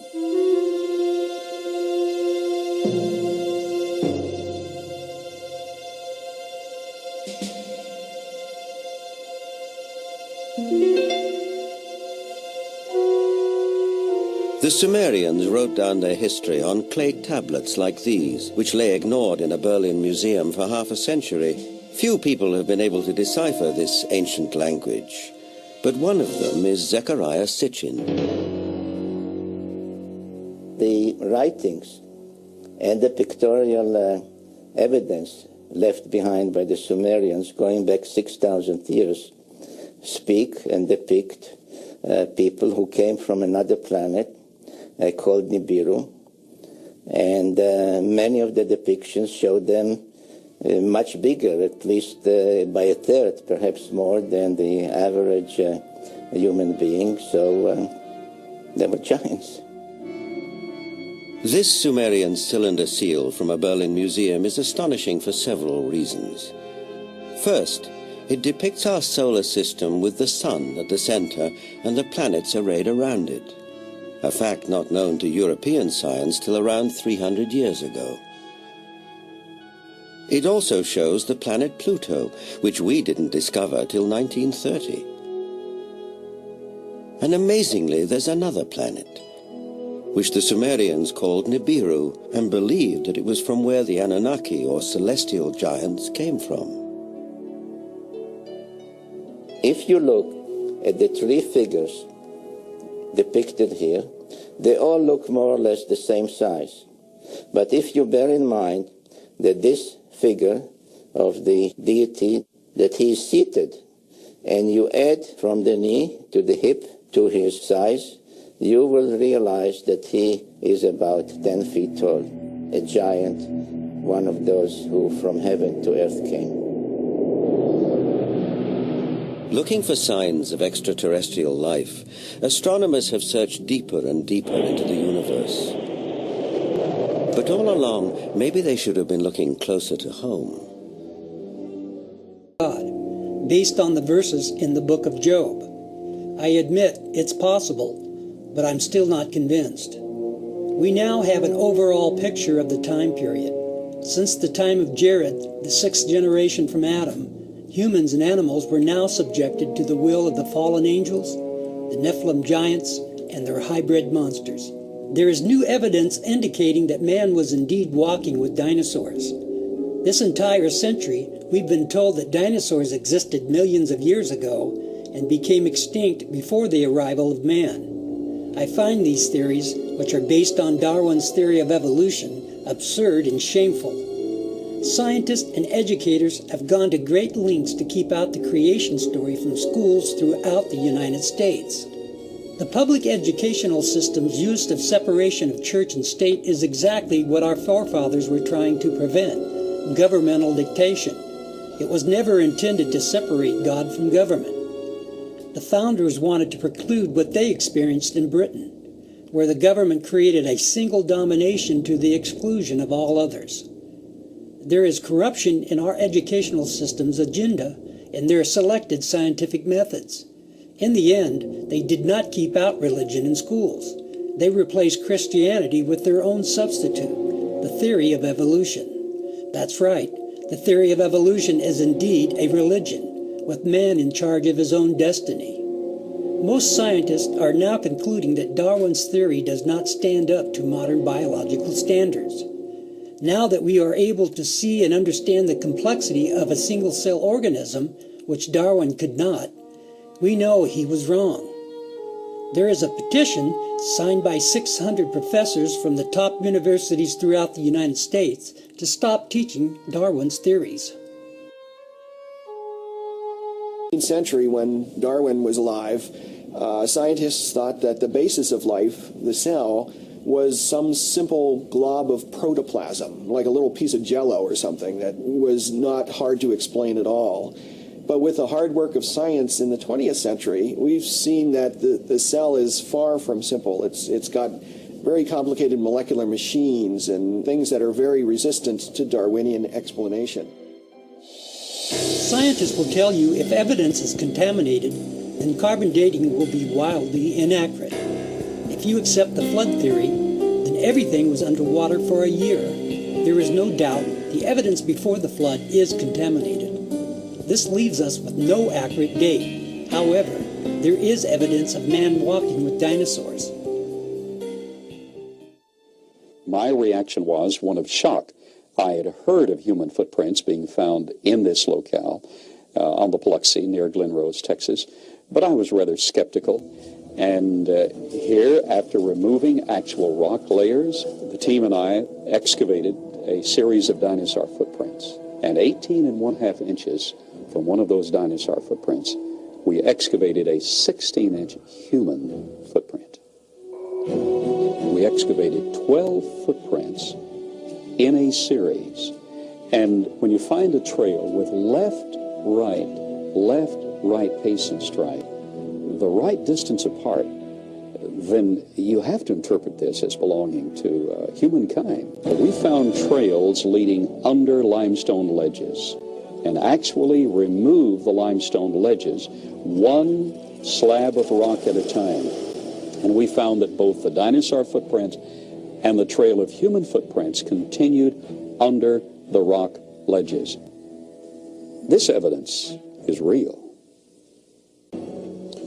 I first saw the Burdick print on my initial visit to Glen Rose in 1984. My impression at that time was that it was too perfect. But it's clearly a human footprint demonstrating the heel section, the arch, the base of the metatarsals, the first or great toe, second, third, fourth, and fifth toe. After our examination of this print, we find that it definitely is in the Cretaceous limestone, in the same formation with the dinosaur footprints. Here we're looking at a cross-section, and we can see very obvious following contours under the great toe, and actually structures under each one. Where we see the calcite inclusion, the force was concentrated and produced these load-bearing structures, which are exactly what geologists look for. We have eliminated the idea that it's carved. It definitely is original impression in the sediment. This is said to be a fossilized finger of a human being. It was found in the same strata as the dinosaur tracks. It had what appeared to be a nail, what appeared to be a cuticle, a taper, a humanoid shape.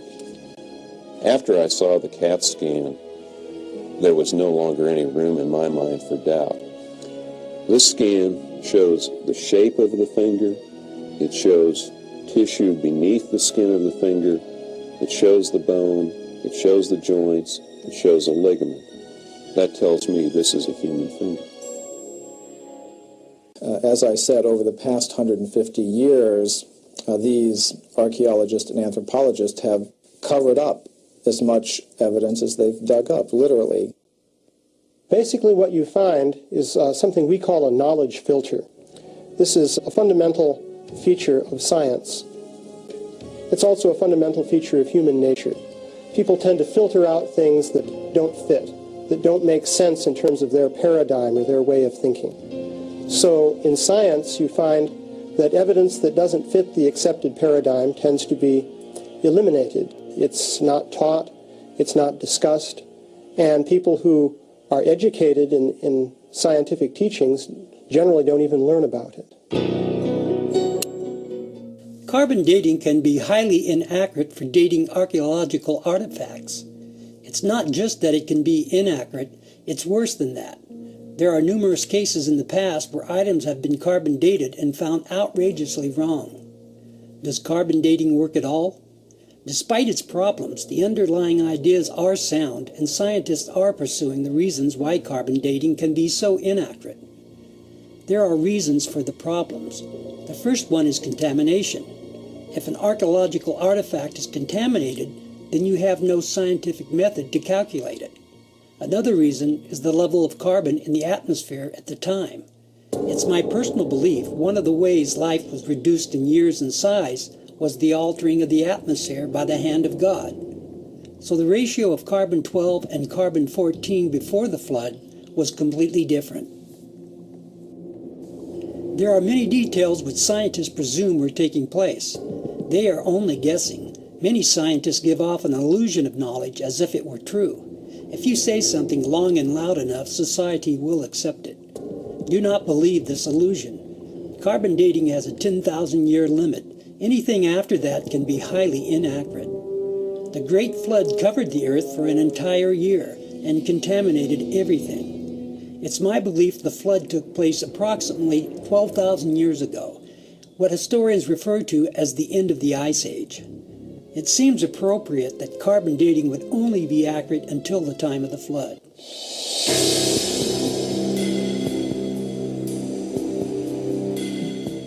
All praises to the Most High. Welcome back, family. Okay, Nephilim giants, they called them the lost link. They're not a lost link. Read Genesis 6, 1 through 4. The angels came down and made it with women. That's what happened. That's what brought those giants about. There's no reason there should be a skull the size of this room from a man mating with. I mean, does that even make sense? Ladies, now I don't know nothing about birthing a child, okay? You know what I'm saying? But you see the size of them skulls? That ain't come out no regular woman, okay? That came from something else. I don't care how many children you have. They're not gonna grow to be that big, okay? For real, we got okay Shaq and all that, but hey, ain't gonna be no 36 feet. So when men began to be multiplied upon the earth, there were daughters born unto them. Genesis 6, 1 through 4. So when men began to be multiplied upon the earth, and there were daughters born unto them, then the sons of God saw the daughters of men were fair, and they took upon them wives of all they liked. Therefore the Lord said, My spirit shall not always strive with man, because he is but flesh. His days shall be 120 years. Now people will say, oh, but these guys in the Bible live hundreds and hundreds and hundreds of years. You got to understand, God's intention was not for man to die. See, when Adam ate that fruit, it was like, now you shall surely die. Okay, because it wasn't meant for man to die. So that dwindled down throughout the years. Now, we're at that point where, yeah, if you live 120, the Lord is blessing you. You know what I'm saying? But we're not, and science to show that people live longer in those days, period. I mean, it's not even arguable. There were giants in the earth in those days, yea, and after that. We're still finding them, right? Well, they're not letting you know we're finding them, but we're finding them. The sons of God came into the daughters of men, and they had borne them children. These were mighty men of renown, so-called ancient gods, okay? Like I said, the 200-pound axe they found for the Vikings. Found a few of them. Now you gotta think, oh, some people gonna say, oh, they just made them as a monument, you know, just as a designer piece of art. Let me tell you something. Back then, it cost money, all right? Going to war and doing all this, they're not going to sit here and make all these large 200-pound axes that nobody can swing. When they got people they got to go to war with. That's like we about to go to war, and I sit here and, you know what I'm saying, buy some tank that nobody can drive. What's the point of buying it? Why not just get us pistols and then we go to war? You know, not saying we're going to war, but I'm just saying we were on the battlefield, like as we were an army or something. We're going to get stuff that we can use. We can't use something that we have no knowledge of using. Or no strength to use at that, man. I mean, that sounds like a waste to me. Why would you sit here and make all these 200-pound axes and we can't swing them? I'd rather make 1,000 regular axes and go fight, like, you know, Vikings or whatever. That's what I would think. But like I said, they built those because there were dudes that would swing them. Ancient cultures such as the Sumerians, which is pre-Africa, the Anunnaki, and structures found worldwide, including Stonehenge. Look at those bricks on Stonehenge. And again, like I said, imagine brothers moving, trying to move a big couch, and tell me that you can get 60 brothers that can all pick that up at the same time and lift it like 14 feet in the air.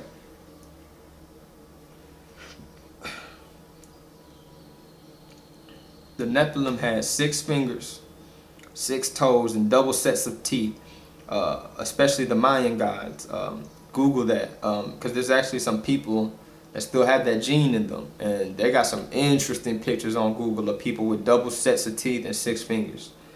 And I don't even know if they know what that's from, but man, I've seen some interesting pictures. I was just taken aback. Structures found worldwide. I talked about that.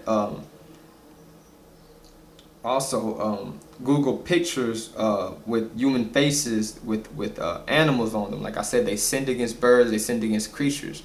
Have you seen those things in South America where they're finding pigs and stuff with human faces on them?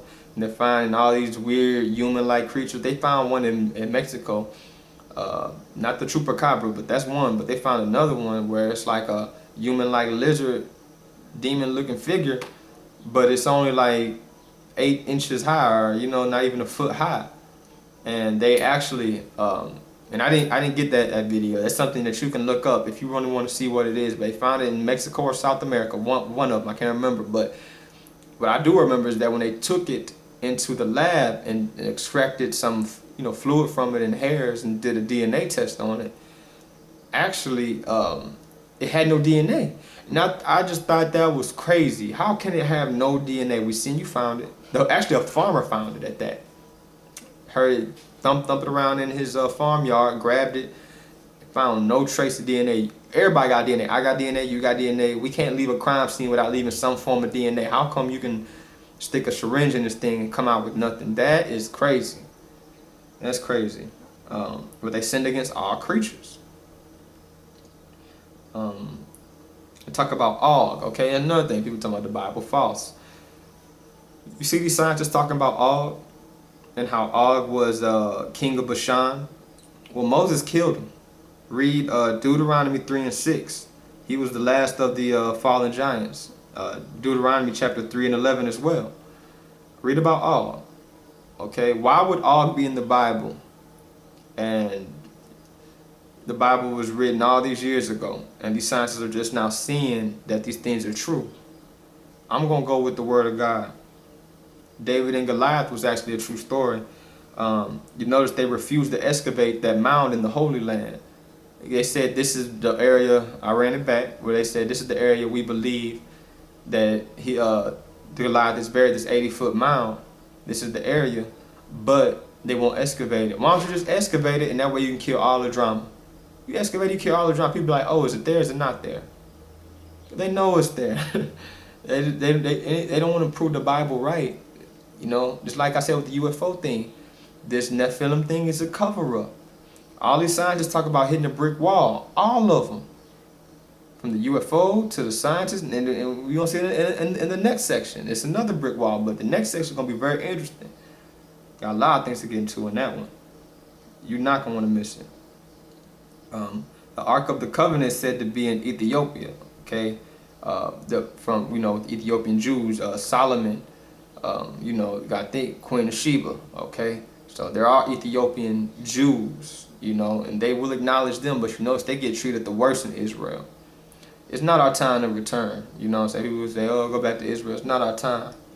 You know, I believe that with the focus on the Most High, getting our houses together and leaving as one, he's actually going to that land, and it says that if you read the Apocrypha, what he's going to do to that land. Okay, it's going to be worldwide, I can tell you that, but he specifically mentions their tabernacle.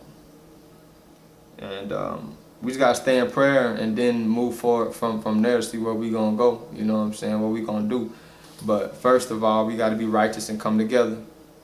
Righteous, come together, then we can formulate a plan.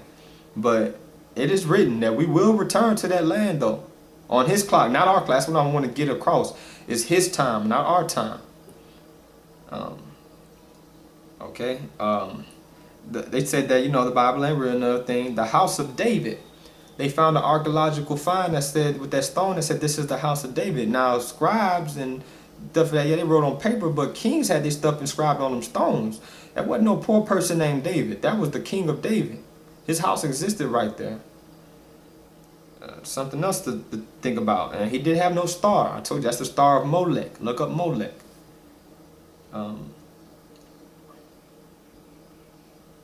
They did a documentary talking about David and Goliath. I didn't get a chance to find that either. I see it on TV though. They were asking questions about the Bible. How did they do this? How did they do that? And they were figuring out, oh, they could do this. Oh, they could do that. Oh, they did do that. Okay, they did. When he ripped that thing around and threw the rock at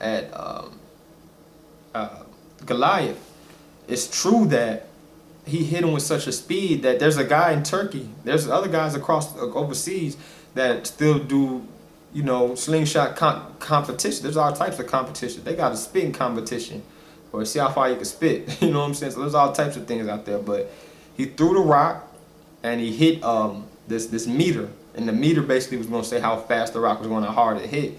And when he did the math, it could hit hard enough to stun Goliath the way that the Bible said it was done. And David was an expert at that. He came at him with the name of the Lord of Israel, God of Israel. So, but of course, they're never going to show who the true Jews were. So that's another story. But the book of Enoch and its origin, you got to look at it. It said the book for the last generation. It was just recently found. They've been knew about the book of Enoch because they took it out. But it's funny, the original script was just found. The Lord is trying to wake his people up. Will you wake up? I mean, through all of this, are you going to wake up? Are you going to look at what I'm saying as, oh, well, you know, he does connect a lot of dots? Are you just going to say, oh, that's just nothing? Like I said, I'm not coming at you. No camp taught me this. No man taught me this. No preacher taught me this. The good Lord did. Again, it's all over the world. Pangea, you know. Worldwide pyramids, cannibalism, human sacrifice, that's worldwide. They find these in every country. Astronomy was known before the flood. We still can't match those technologies today. And if you don't think human sacrifices and things of that nature were real, look at the Dark Ages. That's why they call it the Dark Age. They try to black it out like, well, we were ruling. But at the same time, there was human sacrifices going on in different cultures, different areas, different customs. I mean, I read a lot. I read one about this French dude who was he was a prince or a duke, and he would go to in orphanages and sacrifice the children for his youth. He believed that their blood somehow gave him youth. I don't know if he bathed in it or drank it or what, but that's what he believed, and people allowed it. It was known. I thought that was crazy. Nephilim in strength, you know, look at their cranial structure. These were smart beings, but they were evil. So you gotta think, when somebody's smart but they evil, they only so smart. You know what I'm saying? Because their thoughts are evil. So, I mean, with those cranial structures, man, I mean, their brains were bigger. Okay, now we got GMOs and all this stuff, and different things they're putting into our food, which is killing our brain cells. Fluoride actually numbs the pineal gland. That's why you really need to watch your toothpaste and watch this water you drinking out the faucet, because that stuff has fluoride in it, and fluoride actually numbs your pineal gland. You know, some people call it third eye, but it's actually just an area in the brain that connects the brain to the stem, you know, and that's what the Nazis gave the so-called Jewish people in their days, again, which was basically just Europeans killing Europeans. It wasn't the children of Israel. Europeans killing Europeans that converted to Judaism. That's all that was. Okay, the Sumerians, again, they were mapped back to 1st, 2nd century BC. They made it with the followers. They were the first to do all that. Let's just be real, they were the first. Again, the planet X is a deception. Planet Nibiru is a deception. Dinosaurs and Darwin and carbon dating. Carbon dating only goes back, like he said, only 12,000 years. Now, didn't I just say, no, 10,000 years, he said. Didn't I say the Earth was only about 12,000 years old? Isn't it funny that we can only go that far? Like I said, we only go so far in space, so far. It's only so far we're supposed to go. The knowledge of the Most High is going to get us through this. Cave writing artifacts showed man walk with dinosaurs. The dude showed you for itself. You could see the footprint, dinosaur and man. Now, I have a joke. I think the dude was running. He was probably chopping, you know, and the dinosaur was behind him. More than likely, that's probably true, though. Look up Dr. Kent Hovind. He got a lot of information on evolution. I don't have the time to get into all of it right now, but evolution is a religion. If you could find 1 million monkey skeletons, and you can find 1 million human skeletons, why is it that you can't find 1 million human/monkey skeletons when we were evolving, all those millions of years, as they say? Why is it that all that's missing? Then Oxford, was it Oxford or London, one of those universities over there, came up and said, oh, well, we found the missing link, right? Tell me why it was the human skull on the ape jawbone. Now, if you're telling the truth, why is you lying? If evolution really did happen, why are you falsifying these documents? It's amazing, man. But check the doctors, the archaeologists, the scientists I gave you, those biochemists, those researchers, and the carbon dating that's been falsified. All scientists are doing is just guesstimating, okay? And also look at that ear that they had growing on that rat. It says in the days of Noah, that would be just like right before Christ's turn. They sinning against them animals. An ear ain't supposed to grow on no rat, man. I don't care what you say. I'd rather just get a plastic ear or whatever, what have you. But growing your ear on a rat, I don't want no rat ear. You know what I'm saying? I don't know anybody that would want one, but obviously people do. So, with that being said, we're going to get into this last section. It's going to be a very important section because I'm going to be revealing to you what the Lord has shown me. Shalom.